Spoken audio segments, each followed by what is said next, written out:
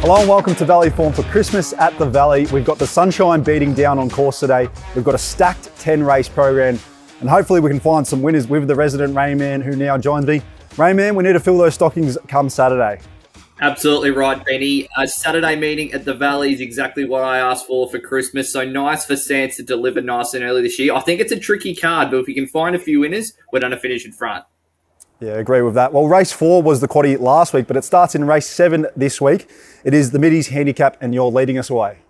Yeah, as I said, it's a tough day overall at the Valley on Saturday. I think this race is no exception. The horse I've landed on top is Matron Bullwinkle. I think she's a better horse than her last start effort at Cranbourne suggests, and her run before that in the English Bracelet during the Melbourne Cup Carnival at Flemington was outstanding. So she's drawn ideally here. I think she'll have every possible chance in the run. If she does produce her best form, I do think she is the horse to beat here. Going to take a couple on to beat her, though, in the quaddie.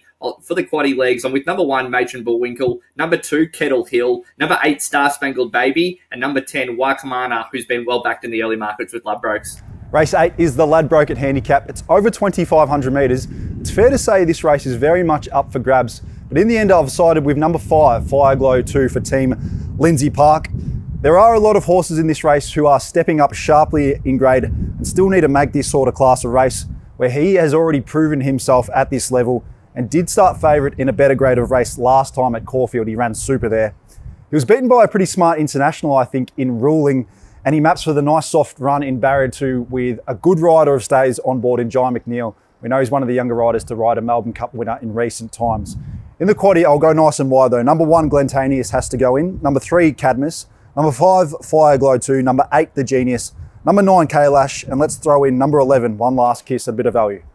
Race 9 is the Sharp IT Solutions Handicaps. It's another pretty tricky race, but I do think one of the best bets of the day does come in this contest in the form of Fearless Writer, who's developed into something of a Valley specialist and finds herself in another winnable contest on Saturday. She's shown plenty of toughness to get the job done last start. I really don't think this race is that much tougher. She's drawn ideally in Barrier 3. I think she'll be able to settle a little bit closer to the speed than she did last start, and that'll give her every possible chance to continue its winning ways. In the quaddie, I'm taking number 1, Turbo, number 2, Flash Feeling, number 8, Awash, and number 10, Fearless Rider.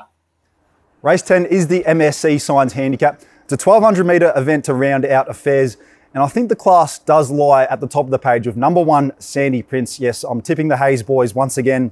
He's been a really solid horse at a really solid level for a long time now, but often he has just found 1 or 2 better, as he did again last start when a good one in Boldino was just able to rush up on his outside and nab him late.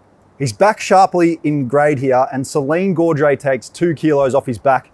I think that is paramount at this time of year, and she's clearly the best apprentice in Melbourne right now.